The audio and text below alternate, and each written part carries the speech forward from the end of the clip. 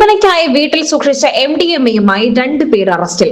ചുങ്കത്തറ തച്ചങ്കോട് സ്വദേശികളായ കണിയാമ്പറമ്പ് അജയ്, സുഹൃത്തും അയൽവാസിയുമായ മേലെപുത്തൻ വീട്ടിൽ ബിജോ വർഗീസ് എന്നിവരെയാണ് Pothukal police sub inspector P ജയകൃഷ്ണന്റെ നേതൃത്വത്തിൽ ഡാൻസ് ഓഫ് ടീം അറസ്റ്റ് ചെയ്തത്.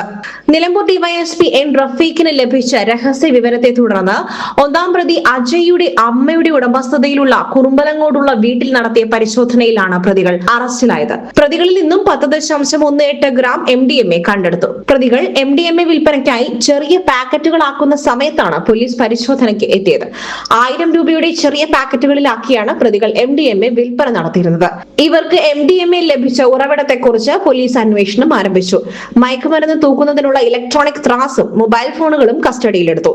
മുൻപ് 16 കിലോ കഞ്ചാവ് പിടികൂടിയതിന് അജയ്ക്ക് ആന്ധ്ര പാടേരു പോലീസ് സ്റ്റേഷനിൽ കേസ് നിലവിലുണ്ട്.